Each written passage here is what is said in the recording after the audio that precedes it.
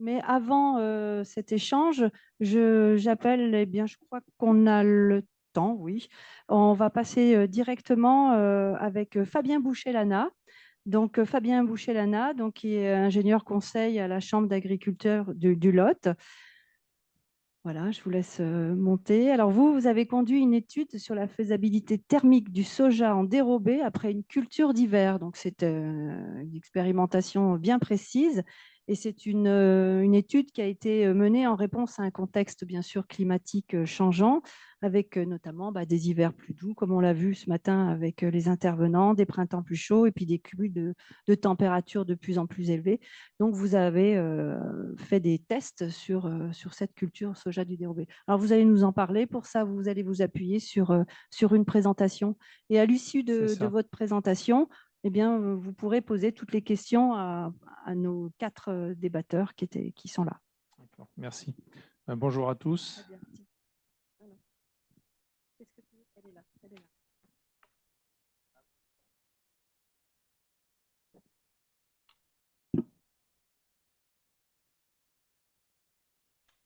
D'accord, merci. Oui, bonjour à tous. Donc, Fabien Boucher-Lana, conseiller agro à la Chambre d'agriculture du Lot.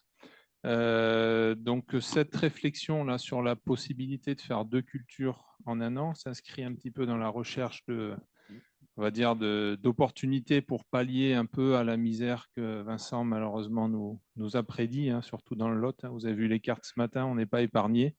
En termes d'élévation de température, d'augmentation de TP, de sécheresse des sols, etc. Et du coup, donc, on s'attend à des pertes quand même sur la production fourragère, sur la baisse de rendement des cultures. Mais peut-être qu'il y a quand même des choses à gratter pour essayer de transformer, on va dire, les contraintes en opportunités. Et cette idée du soja en est une. Alors, on ne l'a pas inventé, hein, c'est des choses qui se pratiquent déjà au sud de Toulouse. Dans le Tarn, on a déjà des agriculteurs qui pratiquent ça, cette double culture. Dans le Lot, c'était peut-être encore un petit peu délicat, donc on voulait voir si c'était possible et on s'est appuyé sur les travaux de Vincent et on a demandé à Vincent un calcul spécifique d'indicateurs, je vais vous parler, pour voir si on pouvait ou pas jouer à ça dans le Lot. Donc le principe, c'est d'enchaîner après une culture de céréales d'hiver, une autre culture. Donc on a choisi le soja, ça peut être fait aussi avec du tournesol ou avec du maïs, des maïs très précoces. Donc plutôt une orge qu'on va récolter le plus tôt possible. Donc voir si on a le temps thermique, hein, de conduire une autre culture, de faire arriver une autre culture à maturité derrière. Donc, donc le Lot, c'est à 150 km à peu près au sud de Toulouse, pour situer ces Cahors. Donc le contexte. Donc alors, les potentiels agronomiques ne sont pas non plus très élevés dans le Lot, hein, on est autour de 45 quintaux en orge. Donc on utilise des variétés plutôt précoces. On n'a pas toujours des bons sols et on est quand même soumis depuis bientôt une dizaine, vingtaine d'années maintenant à c'est pas tous les ans, mais enfin des sécheresses sur le printemps qui nous impactent. Donc, pour esquiver ça au maximum, on a toujours pris des variétés les plus précoces possibles. Donc, les hivers sont plus doux aujourd'hui. On constate qu'on récolte l'orge de plus en plus tôt. Autrefois, c'était mi-juillet. Là, en 2022, mi-juin, ils étaient déjà récoltés. Donc, on peut avoir peut-être la place de semer quelque chose derrière. Les étés sont plus chauds, notamment les juillet-août, mais aussi septembre. Vous allez voir que c'est important. Donc, ça peut ouvrir ces opportunités-là.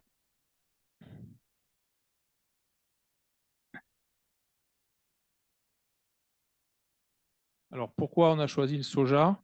C'est déjà une légumineuse, donc c'est toujours intéressant d'en introduire dans la rotation. Elle est moins exigeante en eau que le maïs. Nous, on arrive à les conduire avec à peu près 2 fois moins d'irrigation qu'un maïs. Bien sûr, il faut de l'irrigation. La vente est rémunératrice. C'est un marché qui est plutôt porteur, la protéine. Ça peut être intégré dans une ration en élevage pour améliorer le taux de protéines, soit en pur, soit après tostage. Et on a une coopérative qui a investi dans un outil de tostage pas très loin du site où on fait des essais. Ce qui peut être aussi une solution de secours si on n'arrive pas à récolter à maturité, parce qu'en le toastant, on le sèche et puis finalement, on peut le conserver. Le soja bénéficie d'une aide couplée pour l'instant à la PAC d'à peu près 105 €. Donc la condition, c'est que la culture soit en place avant le 15 juillet. Donc ça tombe bien, on peut déclarer le soja en culture principale. Et du point de vue de la PAC, finalement, c'est l'orge qui est la culture intermédiaire et pas le soja. L'itinéraire technique n'est pas très coûteux. Ça marche assez bien avec de la semence fermière et ça peut se semer en direct. Donc c'est une ferme aussi qui est en transition vers l'agriculture de conservation, donc qui est équipée pour faire du semi-direct et qui a des sols qui le permettent aussi. Et en cas d'échec, rien n'est perdu parce que ça fait toujours un beau couvert de légumineuses qui n'a pas coûté finalement plus cher qu'un couvert classique et puis qui laisse de l'azote. Donc c'est un bon précédent aussi. Au niveau contraintes, on s'est mis une maturité du soja avant mi-octobre par sécurité, puisqu'après on n'a plus beaucoup de degrés jour et on peut avoir de l'humidité qui arrive, donc des soucis de récolte. Et pour y arriver, on est parti sur des groupes de soja très précoces, des triple zéro, qui doivent bénéficier d'une somme de température de 1420 degrés jour pour arriver à maturité. Alors, il y a une différence entre le soja conduit en culture principale, semé au mois de mai, et le soja semé en dérobé ou culture secondaire, puisque quand on le sème en culture secondaire, on le sème en jour décroissant. Et du coup, on va précocifier le cycle. Et donc ça, c'est des données de Terrinovia qui nous montrent qu'on a à peu près 150 degrés jour de moins pour finir le cycle. Vous voyez, entre soja, je ne sais pas où il pointe.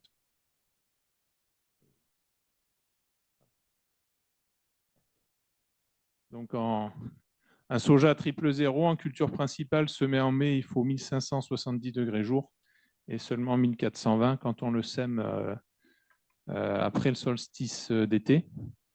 L'induction florale est plus rapide. Par contre, le rendement aussi sera plus faible parce qu'on plafonne les rendements. Dans le Tarn, ils font au mieux 20 quintaux avec ces sojas-là. Et nous, c'est pareil. On a ces niveaux-là de rendement. Encore qu'un soja qui pourrait faire 30 quintaux peut-être sur des très précoces semés en mai. Mais ce n'est pas très grave. On peut gagner quand même. Donc la question qu'on s'est posée, les questions. Donc déjà, est-ce qu'on peut le faire aujourd'hui ? Est-ce qu'on pourra le faire demain et à partir de quand et avec quelle fréquence de réussite? Quelles règles il faut qu'on se fixe, c'est-à-dire à partir de quand on se dit qu'on ne s'aime plus, quand c'est trop tard? Est-ce que c'est le 1er juillet, le 5 juillet, le 10 juillet, le 25 juin? Et ensuite, au niveau des choix précocité variétale, on était parti sur les plus précoces, mais peut-être qu'à l'avenir, on pourra envisager des indices un peu plus tardifs avec un potentiel de rendement peut-être un peu supérieur. Donc, on a demandé à Vincent de nous calculer des IAC thermiques pour le soja. Donc, il y en avait 4. La date limite de semis du soja pour atteindre les sommes de température nécessaires avant le 15 octobre. Et ensuite, des cumuls de température pour choisir les variétés de soja à l'avenir avec des sommes de température calculées entre 6 degrés, puisque c'est une base 6 le soja, et maximisées à 27 degrés. Donc, entre le 1er juillet et le 15 octobre, le 20 juin et le 15 octobre, et le 10 juin et le 15 octobre, sachant qu'aujourd'hui, on navigue entre les deux premiers. 1er juillet et 20 juin, on ne se voit pas encore, les orges ne sont pas mûres encore assez tôt. Et donc, voici le résultat. Donc, du premier indicateur agroclimatique, donc somme de température soja entre le 1er juillet et le 15 octobre. Alors, tous les points, c'est les points observés les dernières années ici. On voit alors en vert, c'est le seuil des 1420 degrés jour, c'est ce qu'il faut atteindre. Et en rouge, c'est la moyenne des projections AP3C. Donc, ce qu'on voit, c'est que finalement, c'était vraiment pas gagné autrefois. Dans les années 80-90, c'était impossible. Les seules années où on y arrivait tout juste, c'était 1983. Donc, c'était une année de canicule, ceux qui s'en rappellent, 2003 et 2006. Donc, chaque fois, on y arrivait en année extrême. Mais globalement, sinon, il ne fallait pas jouer, c'était pas la peine. Par contre, ça devient quand même de plus en plus fréquent. Donc 2018-2019, c'est possible. 2020-2021, non. 2022-2023, oui.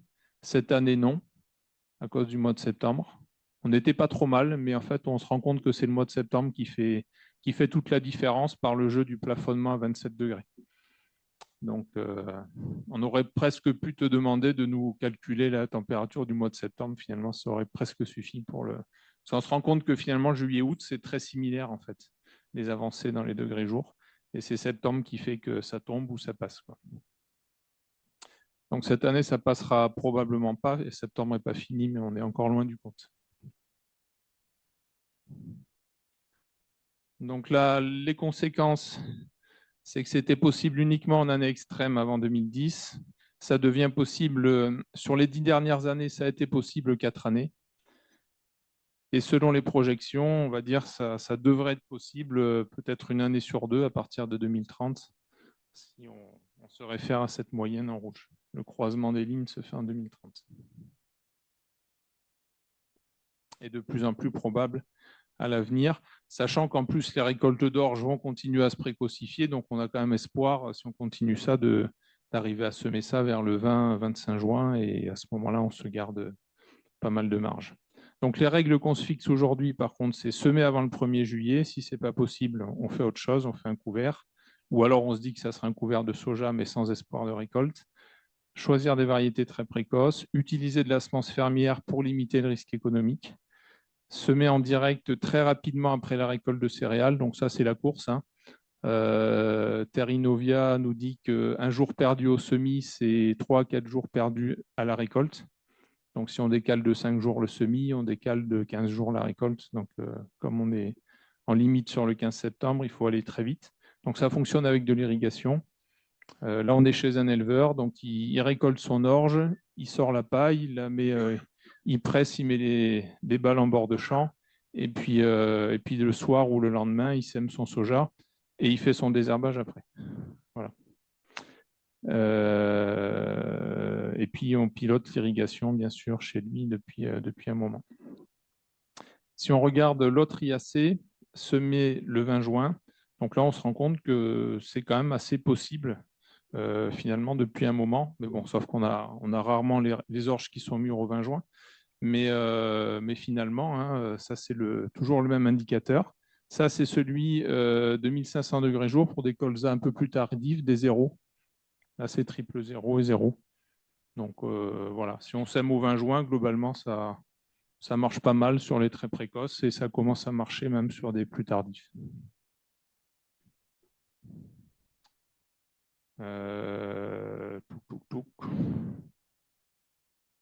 Donc les récoltes d'orge vont continuer à se précocifier, donc ça permettra de semer le soja plus tôt. Donc c'est peut-être quelque chose qui va être intéressant à développer. Mais par contre, un petit bémol quand même sur les conséquences de canicules plus violentes sur cette culture, même si ça semble quand même résister assez bien. Ça a l'air costaud le soja. Et puis on est confronté à des nouvelles espèces de ravageurs, notamment la punaise diabolique là, qui vient nous perturber. Donc là, on était dans le nord du Lot, on ne l'a pas encore trop, mais on l'a bien présente par contre sur le sud du Lot. Donc ça, c'est on va dire, c'est la conséquence aussi du changement climatique. C'est la double peine d'avoir aussi des invasions d'insectes ou de maladies. Donc quelques photos du soja en dérobé. Donc ça, c'est l'agriculteur qui mesure les sondes tensiométriques. Donc ça, c'était des photos de 2022 et 2023 où ça s'est bien passé. Et au niveau bilan économique, comme ça ne coûte pas très cher à faire et que le soja est globalement bien payé en général, donc là c'était 640 € par hectare, c'était le tarif 2022, ça rebaissait un peu, mais ça laissait une marge semi-nette de 800 € à l'hectare en faisant 1,8 tonne de soja. Donc c'est pour de la culture de vente, on garde un petit peu de semences pour en refaire les années d'après, c'est du bonus, quoi. Voilà. Eh bien, merci beaucoup Fabien. Donc, on a eu nos 3 témoignages qui se sont succédés. On va laisser la place maintenant aux questions. Donc, je vais vous demander de rester. Et puis, si les autres voulaient revenir ou s'il y a des questions, vous répondrez de votre place. Donc, on a vu que les uns les autres, vous avez mis en place des systèmes pour adapter les exploitations. Alors, est-ce que parmi vous, dans la salle, vous avez des questions à la fois pour Stéphane Martignac, qui représente l'éleveur de la Corrèze, ou bien pour Monsieur Roussel, éleveur dans le Cantal, ou pour Fabien Lenné, qui est sur le soja en dérobé. Y a-t-il des questions ou peut-être en visio? Non, pas de questions en visio. Monsieur, allez-y. Oui, Jean-Christophe Dodel de la DRAF. Mais merci pour ces témoignages. Une petite question, en fait, c'est pour bien saisir en fait l'impact d'AP3C en fait aujourd'hui de toutes ces données. Vous avez pu donc vous avez montré qu'il y avait des adaptations aujourd'hui qui avaient été conduites en fait. Hein. Donc le soja est un exemple. Toute la gestion sur l'eau là qui nous a été aussi présentée sur le GAEC de M. Roussel avec Laurent Bouscara. La question que je me posais, c'est finalement AP3C dans cette stratégie, dans ces modifications, quelle est la plus-value en fait là-dessus? Est-ce que finalement les résultats que vous avez montrés aujourd'hui auraient pu aussi se dérouler sans forcément AP3C? Quand on ne sait pas... Non, c'est quoi la citation? Faut qu'elle me revienne. Quand on ne sait pas vers quel port on navigue, aucun vent n'est le bon. Donc AP3C, quelque part, nous donne des tendances de demain et nous sécurise dans nos prises de décision. Est-ce que ça va dans le bon sens ou pas? Si on était face à un refroidissement climatique, par exemple, on n'aurait jamais réfléchi à mettre ce genre de choses en place.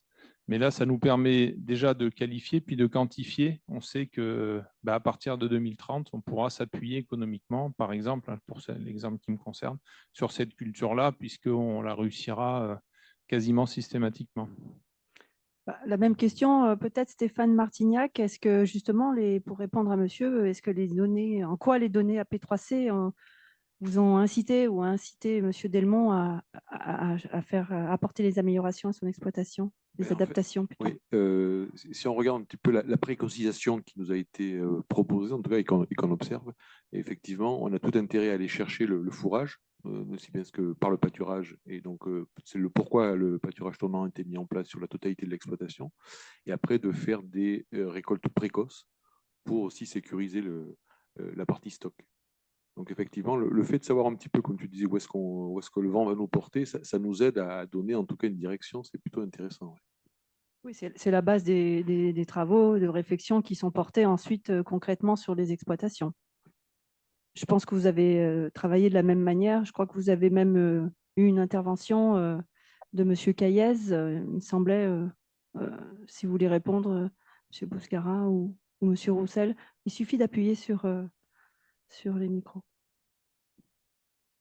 Oui, les données AP3C ont fait que conforter les constats qui étaient faits sur les exploitations, mais ça a appuyé les démarches qui avaient été engagées avec le groupe d'éleveurs sur le GVA de Mauriac-Cosalaire. Donc, dans l'approche moi, que j'ai pu faire au niveau des diagnostics, c'est vrai que les projections qui sont faites, ça nous aide aussi. Et heureusement, ça va dans le sens de ce que vivent les éleveurs et ça permet de conforter ces réflexions-là. Donc, voilà, c'est quand même un appui.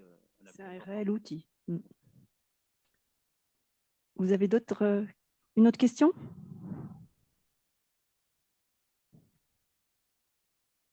Non, pas de question pour... Si, pardon. Levez la main. Alors, dans cette logique-là, est-ce qu'on pourrait éventuellement imaginer que l'outil serve éventuellement à calculer si on puisse faire du relais cropping dans une céréale X ou Y et que les sommes de température nous permettent éventuellement de récolter dans les mêmes conditions ou dans les mêmes, éventuellement sur des précocités plus importantes, enfin moins importantes tout au moins, du soja ou même ne serait-ce que éventuellement des luzernes implantées dans des céréales ou même du rail gras implanté dans du maïs. C'est exactement la même logique. Alors moi, je préfère faire ça que le relais cropping parce que c'est plus simple à mettre en œuvre, de les enchaîner sans la phase de relais. Mais la logique, c'est la même, puisque tout fonctionne avec des sommes de température. Et grâce aux projections AP3C, on peut tout à fait dire, voilà, en donnant des bornes et en donnant des périodes, calculer les sommes de température nécessaires aux cultures sur les périodes qui nous intéressent. Oui, Vincent Caillez. Je dirais que tout ce que vous pouvez calculer en situation tactique, c'est-à-dire sur l'année en cours, et qui utilise les températures minimales, les températures maximales, la demande évaporateur ETP et les précipitations, eh ben, on est capable de vous le projeter vers le futur. mais il faut que ce soit vous qui arriviez avec la définition de votre indicateur. Si votre propos est plus général en disant bah, ça serait quoi un indicateur, là on vous répondra nous on ne fait pas de la recherche agronomique. Il faut bien définir l'indicateur, puis après le calcul se fait assez naturellement. Est-ce que d'autres démarches d'implantation de soja dérobé se font maintenant que vous avez testé, fait les premières expérimentations? Est-ce qu'il y a d'autres démarches ailleurs que dans le Lot? Il y en a au sud de Toulouse, hein, je vous dis, dans le Tarn, bassin toulousain, ça se pratique, mais parce qu'ils ont plus de somme de température que nous. Donc, ils l'ont testé empiriquement, puis ça fonctionne. Et puis, c'est ça qui nous a un peu donné l'idée de voir si on pouvait le faire chez nous. Et puis, Vincent nous a sécurisé dans le quand et comment. À partir de quand et comment. Disons que par rapport aux projections habituelles sur ce genre de problématique, même si je n'ai pas le calcul exact en tête, ce qu'on montre, c'est que ça va 2 à 3 fois plus rapidement que ce qui est envisagé habituellement. Donc, quelque chose dont vous aviez beaucoup de temps, on va dire, pour penser, peut-être en termes de décennies, faut raccourcir un peu ces délais de réflexion pour le mettre en place plus rapidement. Est-ce qu'il y a d'autres questions? Allez, n'ayez pas peur. Oui? Est-ce qu'il est prévu que l'outil de diagnostic ou d'audit d'AP3C soit appliqué pour des structures de maraîchage? Peut-être tu peux répondre. Oui. Alors, Gomi, vous voulez répondre? De l'outil de diagnostic. Je peux répondre et puis voilà, un conseiller pourra compléter.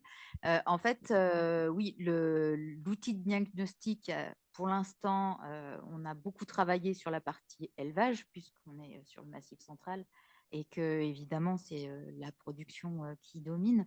Mais des onglets existent et sont développés sur le maraîchage, l'arboriculture et la vigne. Je ne sais pas si du coup, vous complétez, Laure.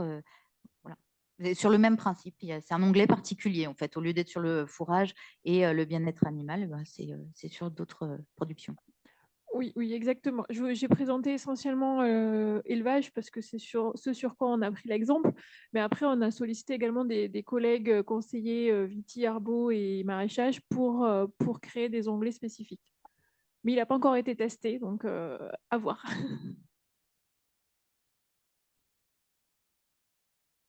Oui, allez-y. Du coup, je reprends la parole. C'était pour rebondir là-dessus. Est-ce que, par curiosité, vous aviez réfléchi à l'indicateur du stress thermique des animaux pour des projections comme vous les faites, ou si vous aviez déjà étudié la faisabilité d'un tel indicateur? En fait, dès que vous sortez des paramètres climatiques qu'on a utilisés directement dans la P3C, c'est-à-dire température minimale, température maximale, précipitation, demande évaporatoire, il y a un travail supplémentaire qu'on peut faire. On peut faire désormais plus facilement parce que l'accès aux données de Météo France, toutes les données de Météo France, quotidiennes, horaires, etc., c'est accessible directement et gratuitement pour tout le monde. Donc, on n'a plus de coûts de données pour aller chercher ces choses-là. Donc, il y a un modèle statistique de liaison entre vos paramètres que vous utilisez et les paramètres utilisés directement par AP3C. Et ensuite, en fonction de votre indicateur, eh bien, ce modèle statistique de liaison, il est transposé vers le futur et donc on a la réponse à votre question. Mais ça demande un peu plus de travail que d'avoir des indicateurs agroclimatiques directement avec les variables de base de AP3C. La réponse est oui, c'est possible. C'est possible, mais c'est plus précis, donc ça demande un travail plus important d'analyse. C'est indirect, donc ça demande un peu plus de temps, oui, bien de sûr. travail. Avec de l'hygrométrie peut-être, non? Ça vous intéresserait, j'imagine. Une température, hygrométrie. Pour le moment, on s'est contenté de lister en fait, les températures supérieures à 25 degrés, pour lesquelles on estime que les animaux seraient dans un inconfort thermique. On n'a pas vraiment mesuré les impacts sur la production, savoir sur le lait, sur la viande ou autre. Là, pour le moment, on n'a pas les données là-dessus. Mais on a déjà des données sur le nombre de jours supérieurs à 25 degrés où on sait que déjà les animaux sont impactés par le stress thermique. Voilà, donc c'est que partiel. Après, on peut chanter, on va dire, la phase sur les indicateurs, on va dire, climatiques secondaires. Si vous avez des observations, je dis bien des observations suffisamment nombreuses directement sur votre problématique, je sais pas quoi, moi, à la production herbagère, à l'ensilage, ou je sais pas quoi, la diminution de la production laitière, là, on peut faire, on va dire, le modèle statistique direct. Voilà. C'est une autre possibilité aussi. Mais là, ça impose que vous nous transmettiez de très nombreuses données de votre problématique.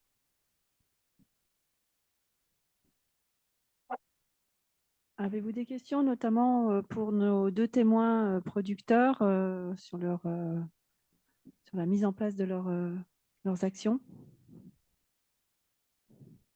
Non? C'est bon. On a fait le tour de la question. Vous avez été tous les 4 très clairs. Je vous remercie.